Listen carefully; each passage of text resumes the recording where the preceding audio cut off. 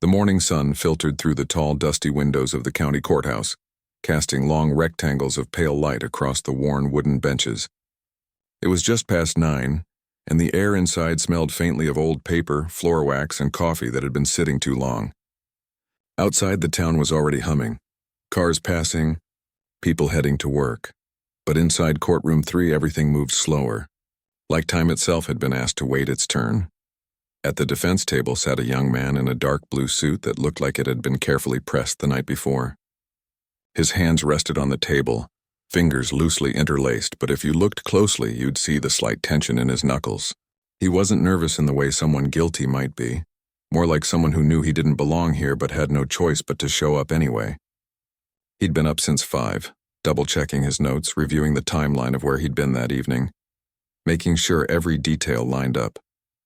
Not because he'd done anything wrong, but because he knew how easily things could go sideways when you're a black man in a system that sometimes sees your skin before it sees your story. He wasn't a troublemaker. He taught history at the local high school, 10th grade mostly. His students liked him because he didn't just read from the textbook. He made them think.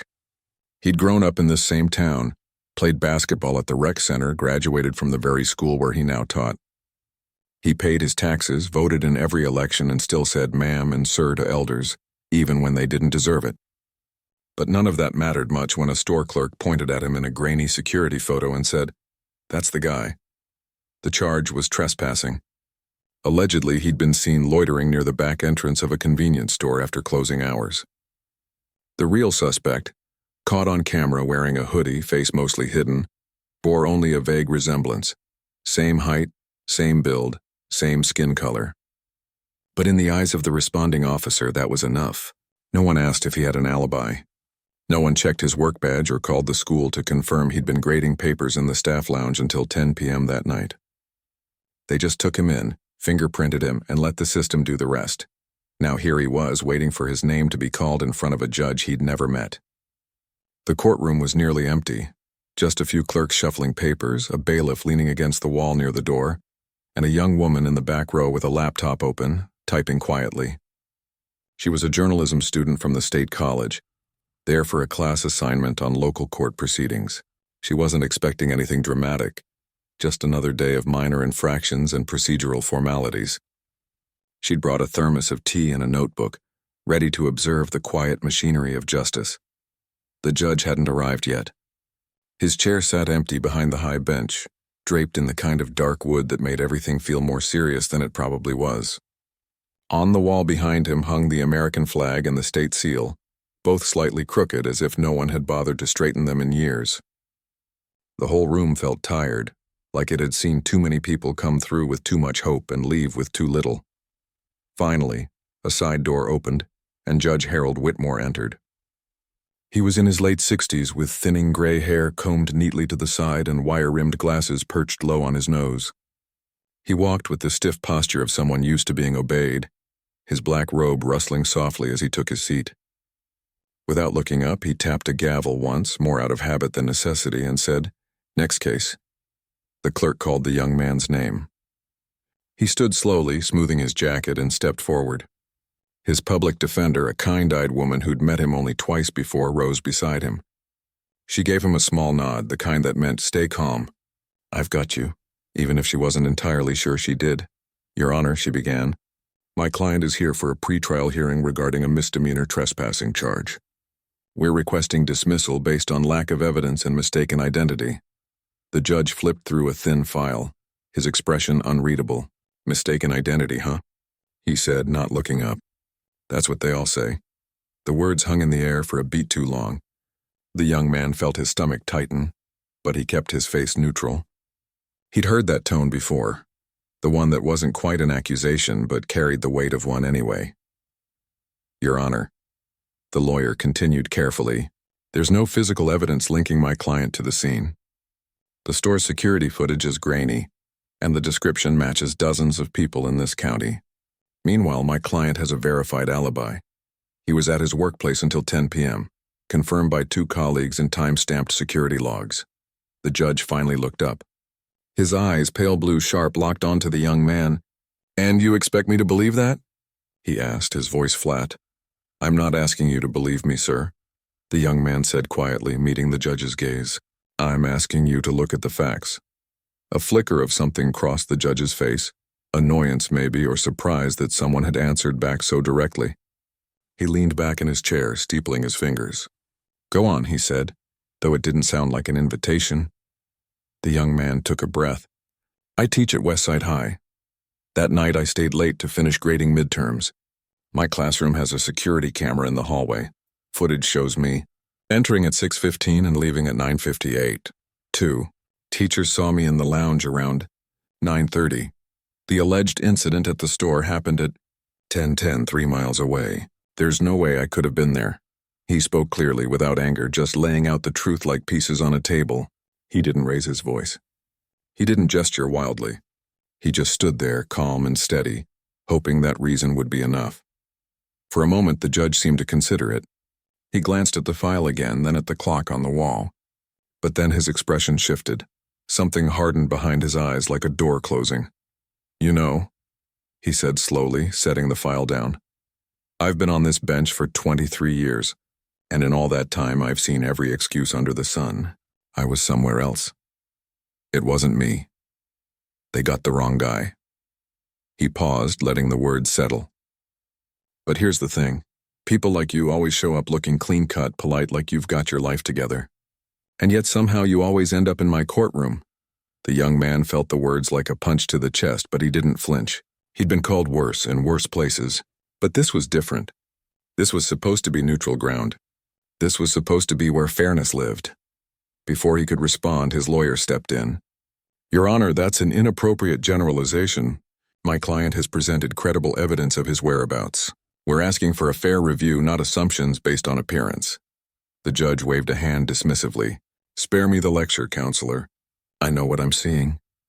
He turned back to the young man, his voice dropping slightly, but not enough that the others couldn't hear. "Back in my day, folks knew their place. They didn't waste the court's time with fairy tales." The room went utterly still. Even the clock on the wall seemed to tick louder. The journalism student in the back stopped typing. Her fingers hovered over the keys, her eyes wide.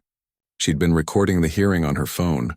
Part of her assignment was to capture real courtroom dialogue.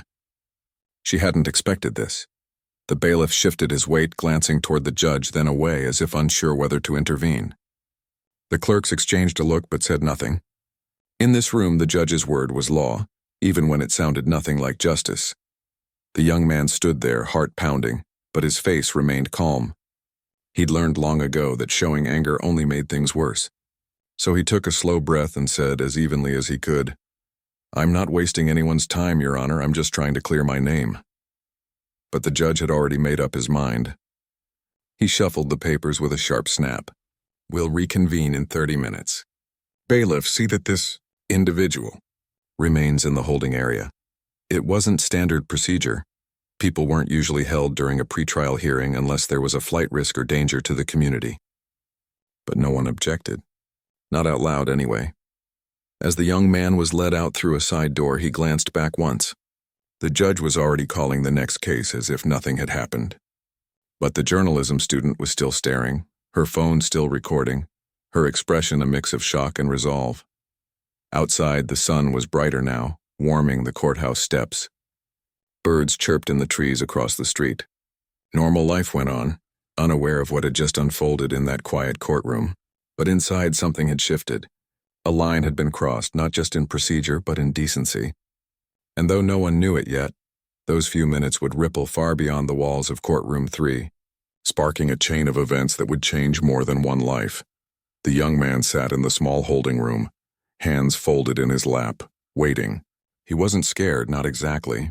More like tired. Tired of having to prove his humanity over and over again. Tired of being seen as a type instead of a person.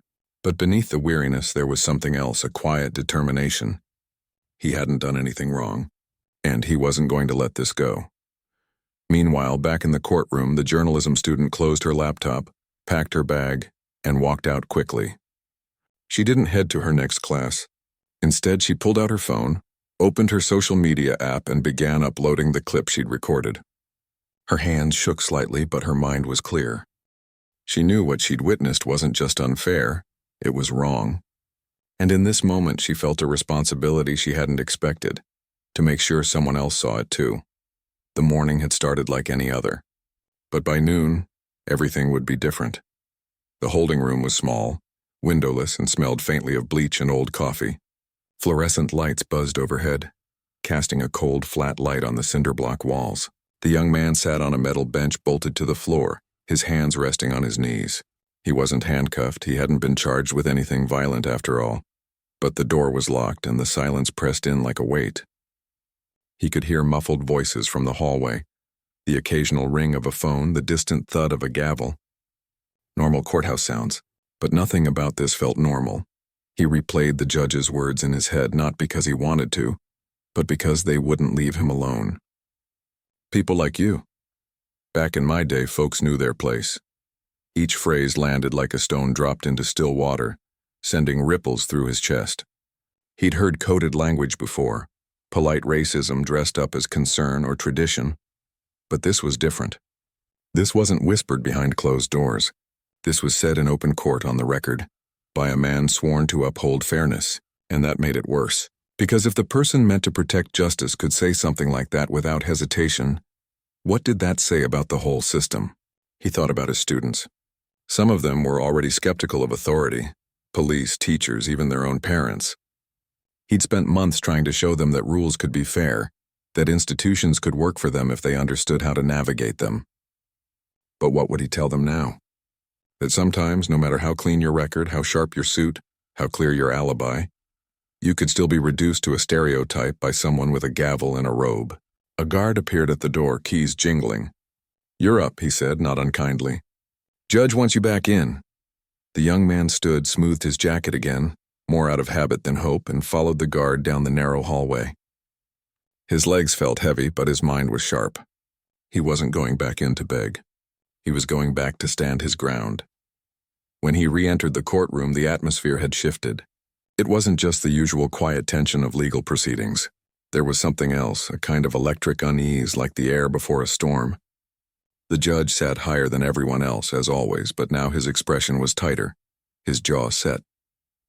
The public defender was on her feet, speaking in a low, urgent tone to a clerk.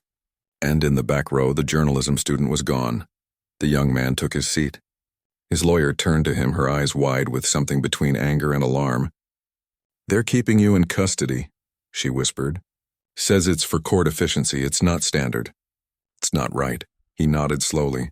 He wasn't surprised. Once a narrative takes hold in someone's mind, facts rarely change it. The judge rapped his gavel once. "Back to the matter at hand," he said, voice clipped. "Counselor, you were about to present your motion for dismissal." The lawyer stood, straightened her blazer, and faced the bench. "Your Honor, I move to dismiss all charges against my client due to lack of credible evidence and clear misidentification. Furthermore, I request an immediate review of today's proceedings given the comments made earlier." The judge's eyes narrowed. "Comments?" he said, as if he didn't know what she meant. "I made no improper remarks. I simply noted a pattern I've observed over decades on the bench." "A pattern based on race is not observation, Your Honor," she said firmly. "It's bias, and it compromises the integrity of these proceedings." A murmur ran through the few people in the gallery. Two elderly women waiting for a civil case, a man in a delivery uniform who'd wandered in by mistake. Even the bailiff shifted, his hand resting lightly on his belt. The judge leaned forward, placing his palms flat on the bench. "Are you accusing me of racism, counselor?" "I'm pointing out that your words created a hostile environment and violated my client's right to impartial adjudication," she replied, choosing her words carefully. "That's not an accusation. It's a fact." The young man watched the exchange, his pulse steady now. He respected his lawyer. She was doing her job and doing it well. But he also knew that in this room, truth didn't always win. Power did. Then, without warning, the judge turned his full attention back to him. "You," he said, voice low but carrying. "You sit there looking innocent, nodding along like you're the victim here. But I've seen your kind before, always playing the quiet, respectful card until you get what you want. Well, not in my courtroom." The young man didn't look away. "I'm not playing anything, sir," he said, voice calm but firm. "I'm telling the truth. That's all I've ever done." The judge's face flushed slightly. He opened his mouth to respond, but before he could speak, the side door burst open. A woman in a sharp navy suit strode in, followed by two men in dark jackets. She moved with purpose, her heels clicking against the tile floor. Everyone turned to look. Even the judge seemed taken aback. "Your Honor," the woman said, stopping just short of the bench. She didn't wait to be acknowledged. "I'm Deputy Chief Counsel for the State Judicial Conduct Board. We've received multiple verified reports of judicial misconduct in this courtroom this morning, including audio and video evidence. Effective immediately, we are placing a hold on all proceedings involving Judge Whitmore pending emergency review." Silence. Total, thick silence. The judge stared at her, stunned. "This is outrageous," he finally sputtered. "On what grounds?" "The grounds," she said coolly, pulling a tablet from her briefcase, "are that you made racially charged statements directed at a defendant during a public hearing. Those statements were recorded and have already been viewed by over 10,000 people online in the last hour." The young man's eyes widened. Online? He hadn't even known anyone was recording. The judge looked around the room as if searching for support. But no one met his gaze. The bailiff stepped back slightly. The clerks busied themselves with papers. Even the delivery man in the back looked away. "This is a misunderstanding," the judge insisted, his voice rising. "I was merely expressing frustration with frivolous claims. Frivolous claims supported by time-stamped security footage, verified witness statements, and zero physical evidence?" The deputy counsel replied, "No, Your Honor, this isn't frustration. This is bias, and it's unacceptable." She turned to the young man. "Sir, you're free to go. All charges are being reviewed for immediate dismissal. And I want to personally apologize for what you experienced here today." He stood slowly, his legs still stiff from sitting. "Thank you," he said simply. He didn't say more.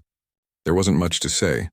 As he walked out of the courtroom, past the stunned faces and the hushed whispers, he felt something shift inside him. Not relief, not yet, but a strange kind of clarity. He hadn't just been fighting for his name.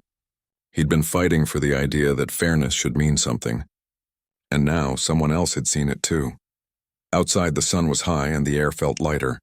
A small crowd had gathered near the courthouse steps, reporters with cameras, community members holding signs that said, "Justice for all" and "Respect the bench." Respect the people. They must have seen the video. Word traveled fast. A local news reporter approached him, mic in hand.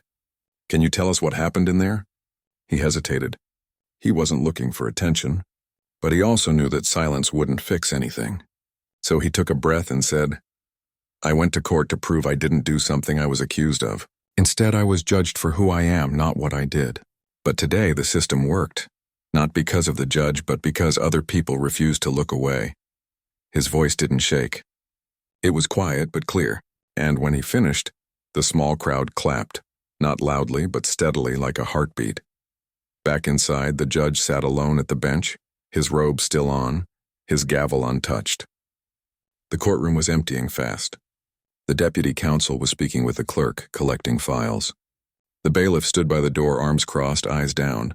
For the first time in years, the judge felt small. He thought about the things he'd said. Had he really meant them? Or had they just slipped out? Old habits, old beliefs, dressed up as authority. He told himself he wasn't a racist. He had black colleagues, even voted for. Well, he didn't finish that thought, because deep down, he knew it didn't matter what he called himself. It mattered what he did. And what he'd done today couldn't be undone. Meanwhile, across town, the journalism student sat in a campus cafe, her laptop open, her phone buzzing nonstop. Her clip had gone viral, not just locally but statewide. News stations were calling.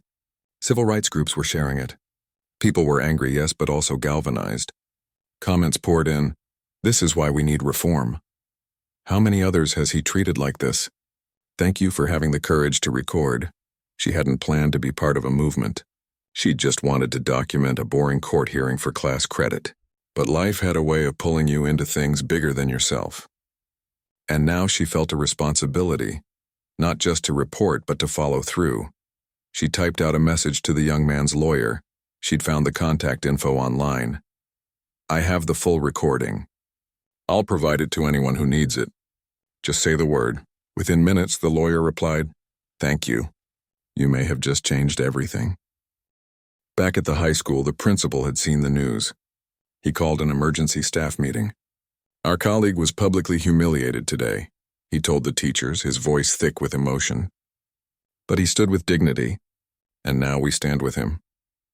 They decided to hold a school-wide assembly the next day, not about the case, but about justice, respect, and what it means to be seen for who you really are. The young man didn't know any of this yet. He was walking home, his suit jacket slung over his shoulder, the weight of the morning slowly lifting. He passed kids on bikes, neighbors watering their lawns, a dog barking behind a fence. Ordinary life, beautiful in its simplicity. When he got home, he sat on his porch for a long time, watching the sky turn gold at the edges. He thought about calling his mother, but he didn't want to worry her. She'd lived through worse, and she'd always told him, "Keep your head up and your heart open." He'd tried to do that today, and somehow it had been enough. That evening, the State Judicial Board issued a formal statement. Judge Whitmore was suspended with pay pending a full investigation. The district attorney announced that all charges against the young man would be dropped by morning, and the governor's office released a brief comment. "We expect all public officials to uphold the highest standards of fairness and dignity. When they fail, accountability must follow." It wasn't perfect. It wasn't the end of injustice. But it was a start. And for the first time in a long time, the young man felt like maybe, just maybe, the truth could still win. Not always, not easily, but sometimes. And sometimes was enough to keep going. By midday, the video was everywhere.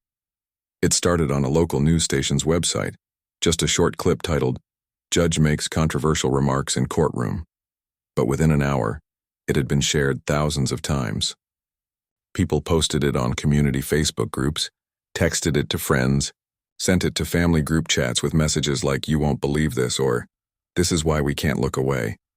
By lunchtime, it was trending on social media with hashtags like Tashmar, Fair Court, and Respect the Robe. But not in the way the judge might have hoped. The tone wasn't admiration. It was outrage. The clip itself was only 90 seconds long, but it packed a punch. You could hear the tension in the room, the sharp intake of breath when the judge said, "People like you always show up looking innocent," and the stunned silence that followed. The camera wasn't steady. It shook slightly, like the person holding the phone was nervous, but that only made it feel more real, more human. You could see the young man standing there, calm but clearly shaken, his eyes never leaving the judge's face, and you could hear the lawyer's voice, firm and clear, pushing back even when the odds were stacked against her. People weren't just watching it, they were reacting. Comments flooded in from teachers, nurses, veterans, pastors, students. "I've been in that courtroom," one wrote. Same judge, same tone. Another said, "My brother was treated like this last year. No one believed him." A retired police officer posted, "I wore a badge for 30 years. This isn't justice. This is prejudice in a robe." Local radio stations broke into their regular programming to discuss it. A popular morning show host known for his folksy charm said on air, "I don't care who you are or what you believe. When a judge uses his bench to belittle someone based on how they look, he's not just failing that person. He's failing all of us." Outside the courthouse, a small group began to gather. At first, it was just 3 or 4 people holding handmade signs. "Equal justice under law," and "Your Honor, honor us." But by early afternoon, the crowd had grown to nearly 50. They weren't shouting or blocking traffic, just standing quietly, respectfully, but visibly. A few brought flowers and placed them on the courthouse steps, not as a tribute, but as a reminder. Dignity matters. Inside City Hall, phones were ringing off the hook. The mayor's office received over 200 calls before noon. The county commission held an emergency meeting behind closed doors. Even the local chamber of commerce issued a statement. "Our community thrives on fairness and mutual respect. Incidents that undermine that trust must be addressed swiftly and transparently." But the real pressure came from the state level, the Georgia Judicial Qualifications Commission, the body responsible for investigating. Complaints against judges normally moved slowly. Cases could take months, even years. But this wasn't normal. By 11 a.m., their online complaint portal had crashed from traffic. Staff reported receiving over 2,000 formal complaints in less than 3 hours. Emails poured in from law professors, retired judges, civil rights attorneys, and ordinary citizens who'd never filed a complaint in their lives, but felt they had to now. One email stood out. It came from a woman in her 80s who wrote, "I lived through segregation. I thought my grandchildren would never have to hear words like that in a courtroom. I was wrong. Do better." Meanwhile, the young man was back at his apartment trying to process everything. He'd turned off his phone after the third news alert, but his laptop kept pinging with messages from friends, former students, even strangers. "We're proud of you. Stay strong. You didn't deserve that." He read them, grateful but overwhelmed. He hadn't asked for this spotlight. He just wanted to clear his name and go back to teaching. His principal called. "The school board wants to issue a public statement in your support," she said gently. "And we're planning a staff meeting tomorrow, just to check in, to listen. You don't have to speak if you don't want to." He thanked her but said he needed time. Not because he was ashamed, he wasn't, but because the weight of it all was still settling. It wasn't just about him anymore. It was about every person who'd ever been made to feel less than in a place that was supposed to protect them.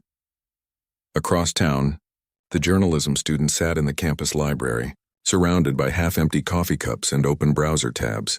She'd been up since dawn, answering messages from news outlets, verifying timestamps, double-checking her recording against the official court audio, which, she discovered, had been mysteriously corrupted during the critical minutes. She knew she was in over her head, but she also knew she couldn't walk away. A professor from the journalism department found her and sat down quietly. "You did the right thing," he said. "But be careful. People in power don't like being exposed." She nodded. She'd already gotten a few anonymous messages. "Mind your business and know your place" on one, but she wasn't scared. Not really. Because for every threatening note, there were 10 more saying, "Thank you for having the courage." Back at the courthouse, things were unraveling fast. Judge Whitmore had been asked to step out of his chambers by the chief judge of the district. He refused at first, insisting it was a witch hunt. But when the deputy counsel from the state board showed up again, this time with a formal letter of interim suspension, he had no choice. He packed his briefcase in silence, avoided eye contact with everyone, and left through the back entrance. A local reporter caught a photo of him getting into his car, head down, collar turned up against the world. The image spread almost as fast as the video. By 2 p.m., the state Supreme Court's Chief Justice held a rare press conference. Standing at a podium with the state seal behind her, she spoke without notes. "The judiciary is built on trust," she said, her voice steady. "When that trust is broken, especially by those sworn to uphold it, we must act without delay. Effective immediately, Judge Harold Whitmore is suspended from all judicial duties pending a full investigation by the Judicial Qualifications Commission." She didn't mince words. She didn't hide behind legalese. She called it what it was, a breach of public trust. The crowd outside the courthouse erupted in quiet applause. Not cheers, this wasn't a victory party. It was relief. The kind you feel when someone finally says out loud what you've been thinking all along. That same afternoon, the district attorney's office released a statement. "After reviewing all available evidence, including verified alibi documentation and witness testimony, we have determined that the charges against the defendant are without merit. We will move to dismiss all charges effective tomorrow morning." It wasn't just a legal formality. It was an admission. We got it wrong. The young man's lawyer called him with the news. He listened quietly, then said, "Thank you." That was all. But in that thank you was everything. Gratitude, exhaustion, a flicker of hope. Still, the day wasn't over. At 4 p.m., a coalition of civil rights organizations, local NAACP chapter, the Southern Center for Human Rights, a faith-based justice group, held a joint press event on the courthouse lawn. They didn't just demand the judge's removal. They called for systemic change, mandatory bias training for all judges, independent oversight of judicial conduct, and a review of past cases handled by Judge Whitmore to see if others had been wronged. "We cannot treat this as an isolated incident," said one leader, a soft-spoken pastor who'd marched with Dr. King as a teenager. "Bias doesn't live in one person. It lives in systems that allow it to go unchecked. Today we saw accountability. Tomorrow we build something better." People nodded. Some wiped their eyes. Others held hands. It wasn't about anger anymore. It was about healing and making sure it never happened again. As evening fell, the young man finally turned his phone back on. Dozens of missed calls, hundreds of texts, but one message stood out. It was from a former student, a quiet kid who'd struggled in his class last year but had written him a note at the end of the semester that said, "You made me believe I mattered." The text read, "I saw what happened. I'm so sorry. But I'm also proud. You showed us what courage looks like." He read it 3 times. Then he walked to his window and looked out at the street below. Kids were playing basketball at the park across the way. An ice cream truck played its familiar tune. Life was going on, and for the first time since that morning, he felt like he could breathe. He didn't know what came next. Would the judge be permanently removed? Would there be policy changes? Would people forget in a week? Maybe. But something had shifted, not just in the courthouse but in the town's conscience, and that mattered. Later that night, he sat at his kitchen table with a cup of tea. No plan, no agenda, just stillness. He thought about his students, about the lesson he'd planned for tomorrow on the civil rights movement. He'd always taught it as history, but now it felt alive, real, close. Maybe tomorrow he'd tell them not just what happened in the past, but what happened today. Not to scare them, but to show them that change is possible. That one person speaking up, one person recording the truth, one person standing firm, that's how it starts. Outside, the streetlights flickered on, casting long shadows on the sidewalk. Somewhere in the distance, a dog barked. The world kept turning, but in this small town, on this ordinary day, something extraordinary had happened. Justice hadn't just been spoken about, it had been demanded, and for once, it had listened. The sun hadn't even risen when the call came. It was just after 6 a.m., and the young man was already awake, sitting at his kitchen table with a mug of coffee that had gone cold. Sleep had been light and restless, fragments of courtroom echoes, the judge's voice looping in his mind like a broken record. He'd tried to read, tried to watch something mindless on TV, but nothing stuck. His thoughts kept circling back to the same question. What now? The phone buzzed on the table. He glanced at the screen. Unknown number, but with a local area code. He almost didn't answer. But something made him pick up. "Hello? Good morning," a calm, professional voice said. "This is Chief Justice Eleanor Hayes from the State Supreme Court. I hope I'm not calling too early." He sat up straighter. "No, ma'am. Not at all. I wanted to speak with you directly," she continued, her tone warm but firm. "Before anything else happens today. First, I want to apologize. What you experienced in that courtroom was unacceptable.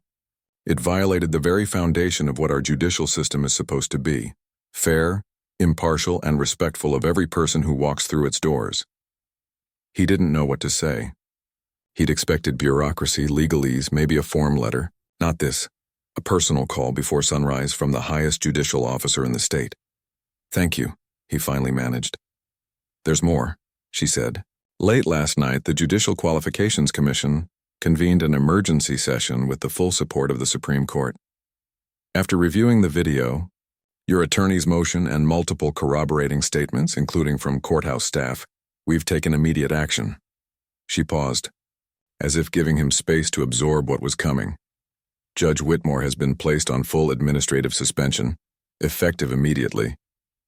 He is barred from presiding over any cases, entering the courthouse without written permission, or representing himself as an active judicial officer. A formal hearing will be scheduled within 10 days, but given the severity and public nature of the misconduct, it's highly likely his judicial commission will be revoked." The words landed like stones in still water, ripples spreading outward, changing everything. "He's removed?" the young man asked, voice barely above a whisper. "For all practical purposes, yes," Chief Justice Hayes said. "And that's not all. The district attorney has already filed a motion to dismiss your case with prejudice, meaning it can never be brought again. The paperwork will be finalized by noon. You're free, legally completely free." He closed his eyes.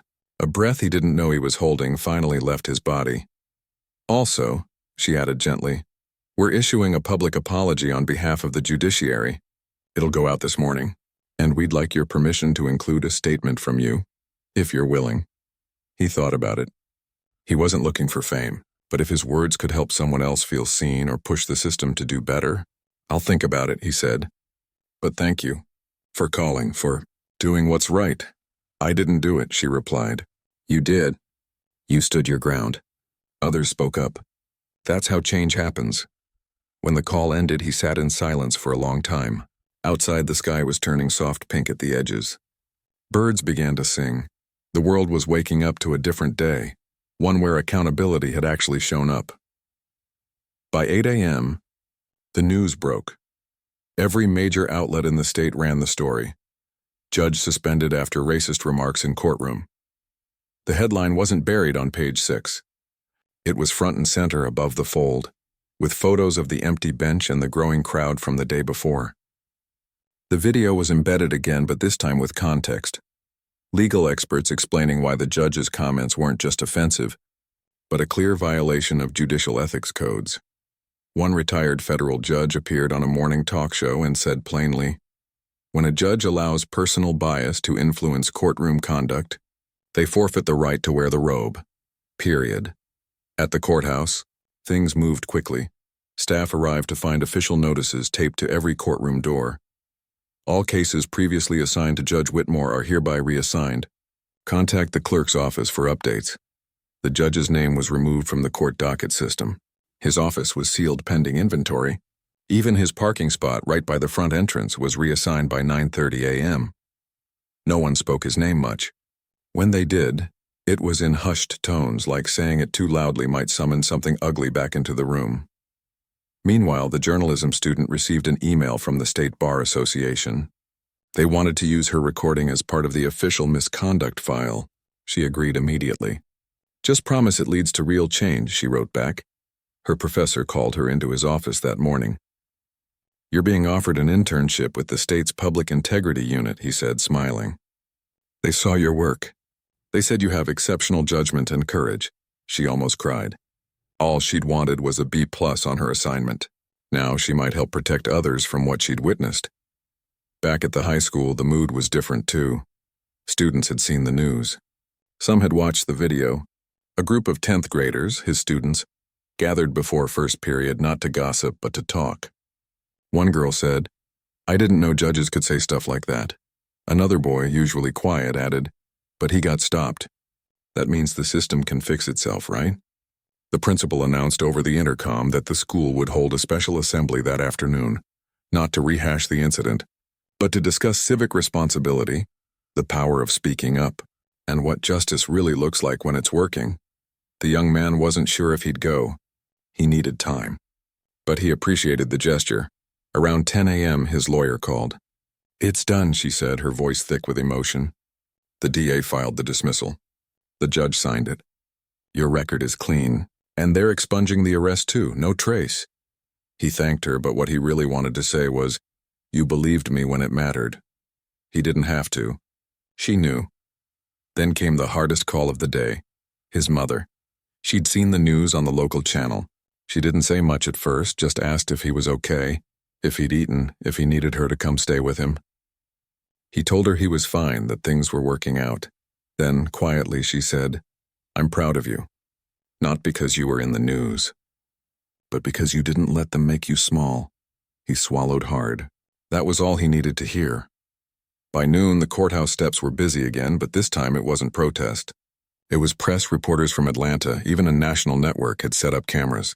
Community leaders gave short statements. The NAACP chapter president said, "This isn't the end. It's the beginning of a long overdue conversation about who gets treated fairly in our courts." But the most powerful moment came when the Chief Justice herself arrived, not in robes, but in a simple suit, and walked down the steps to speak directly to the crowd. "We failed someone yesterday," she said, standing without a podium, microphone in hand. "But today we chose to do better. That's not heroism. That's responsibility. And we owe it to every person who trusts this system to keep earning that trust every single day." People clapped, not wildly, but with deep respect.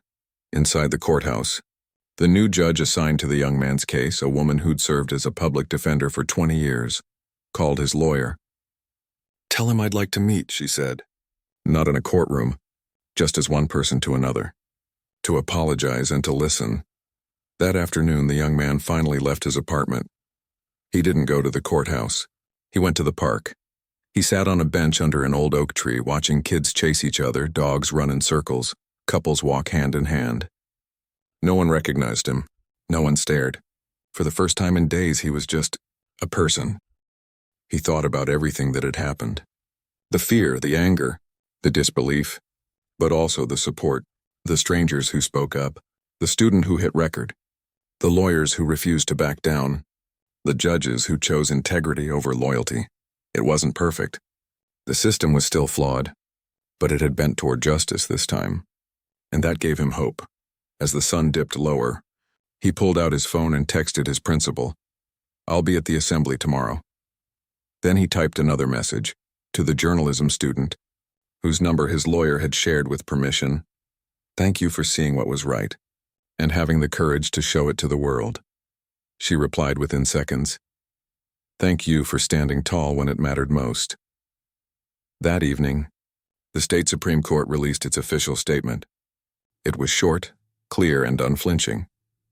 The judiciary exists to serve the people, not to judge them by the color of their skin, their background, or their appearance. When a judge fails in that sacred duty, swift and decisive action is not only appropriate, it is necessary. We apologize to the individual harmed and reaffirm our commitment to a justice system that is fair, impartial, and worthy of public trust. The statement ended with a promise: mandatory anti-bias training for all judges statewide. To be implemented within 60 days, it wasn't everything, but it was a start. Later that night, the young man stood on his porch again, this time with a warm cup of tea. The air was cool, the stars bright. Somewhere down the street, a piano played softly through an open window. He wasn't celebrating. Not yet. Healing takes time. But for the first time in a long time, he felt like he belonged not just in his town, but in the story of justice itself. And that was enough. Weeks passed, and the town slowly settled into a new rhythm, one shaped not by what had been broken, but by what people chose to rebuild. The judge never returned to the bench. Within 10 days, the Judicial Qualifications Commission held its hearing. He didn't contest the evidence. He didn't offer a public apology. He simply resigned, citing personal reasons, before the panel could vote to remove him outright. Some called it cowardly, others called it inevitable. Either way, his name vanished from court calendars, his portrait taken down from the judge's gallery, his legacy reduced to a cautionary footnote in legal ethics seminars. But the real story wasn't about him. It was about what came after. The young man went back to teaching. Not right away. He took a few days to rest, to breathe, to let the weight of those courtroom hours dissolve into memory instead of daily fear. When he finally walked into his classroom again, his students stood up. Not because they were told to. They just did. One girl handed him a card she'd made, hand-drawn scales of justice balanced perfectly with the words, "Thank you for showing us truth matters." He didn't talk about the case that day. He taught the lesson on the Montgomery bus boycott like he'd planned. But this time, when he asked, "Why do you think ordinary people stood up?" a boy in the back raised his hand and said, "Because someone had to." The room fell quiet. The young man just nodded. That was all the connection they needed. Word spread that he'd been asked to speak at a community forum on fairness in the legal system. At first he hesitated. He wasn't an activist. He was a teacher. But then he remembered the faces in the courthouse gallery, the quiet nods, the shared glances of recognition, and he said yes. The night of the forum, the church basement was packed. Not just with lawyers and organizers, but with grocery store clerks, bus drivers, retired nurses, high schoolers. People who'd never thought much about judicial conduct before now wanted to understand how to hold the system accountable. He didn't give a speech. He told a story, his story, but gently, without anger, focusing not on the pain but on the power of being seen. "I didn't go to court looking for a fight," he said, standing near the folding table with the coffee pot. "I just wanted to be treated like a person. And when that didn't happen, other people stepped in, not because they knew me, but because they knew it was wrong.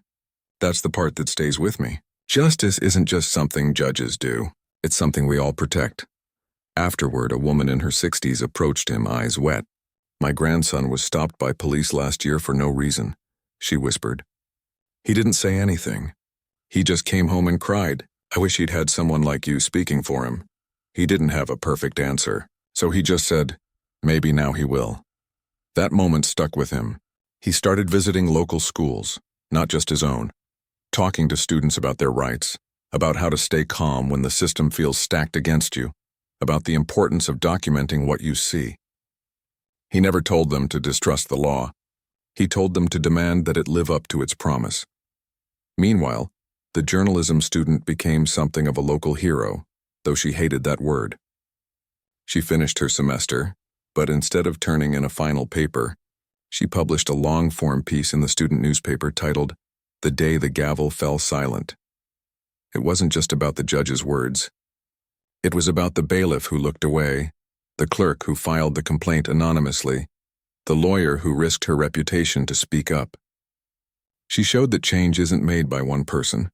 It's stitched together by many quiet acts of courage. Her professor submitted the piece for a National Journalism Award. She didn't win, but she got an internship with a nonprofit that investigates government accountability. She moved to Atlanta, but she still texted the young man every few weeks. How's class? Or saw a kid wearing a Know Your Rights t-shirt today, thought of you. Back at the state level, things kept moving. The mandatory anti-bias training for judges rolled out faster than anyone expected.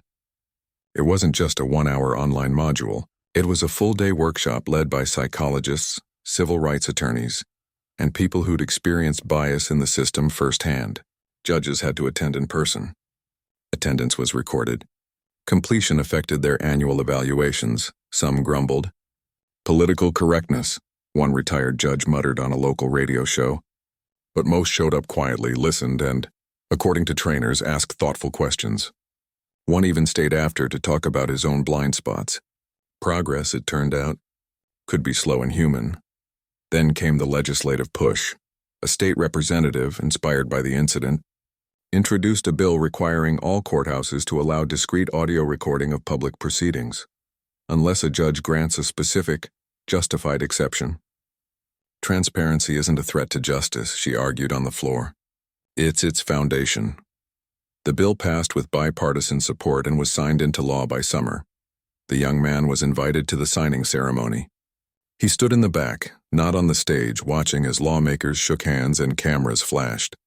He didn't need to be in the photo. He just needed to know it happened. At school, things changed too. The district adopted a new unit in civics class called Justice in Action, where students learned not just about the branches of government, but about how to file a complaint, how to request public records, how to testify respectfully in court. The young man helped design the curriculum. He made sure it included real stories, not just famous ones, but local ones like his. One afternoon, a student asked, "Do you think it'll ever be fair for everyone?" He didn't give a polished answer. He said, "I don't know, but I do know this. Every time someone speaks up, every time someone records the truth, every time someone says, 'That's not right,' we move the line a little closer. And that's worth doing even if we don't live to see the finish line." The student nodded. That was enough. Months later, on a cool fall morning, the young man received a letter from the state Supreme Court. It wasn't official business. It was an invitation to serve on a new advisory council made up of teachers, community leaders, and former litigants, tasked with reviewing judicial training materials and suggesting improvements. He almost said no. He wasn't a policy expert, but then he thought about all the people who'd never gotten a seat at the table, and he said yes. His first meeting was held in the same courthouse where it all began. He walked in through the front doors, past the metal detectors, up the same stairs. But this time no one stopped him. No one questioned why he was there. He belonged. He sat at a long table with judges, lawyers, and advocates. They didn't treat him as a victim. They treated him as a partner. And when he spoke, they listened, not out of pity, but because his perspective mattered. That night he went home and sat on his porch again. The seasons had turned. Leaves crunched underfoot. The air smelled like wood smoke and earth. He thought about how close he'd come to just accepting it, to walking out of that courtroom and never saying a word, telling himself, "That's just how it is." But he hadn't, and because he didn't, a student learned to record injustice. A judge lost his power. A law changed. A classroom now teaches kids how to protect their dignity. He wasn't a hero. He was just someone who refused to disappear. And in the end, that was enough to shift the world just a little. Life went on. He graded papers, drank too much coffee, laughed with his students over silly jokes. He still flinched sometimes when he saw a police car. Still felt that old knot in his stomach when he passed the courthouse. Healing isn't a straight line. But it was healing. One evening, he got a call from a radio show.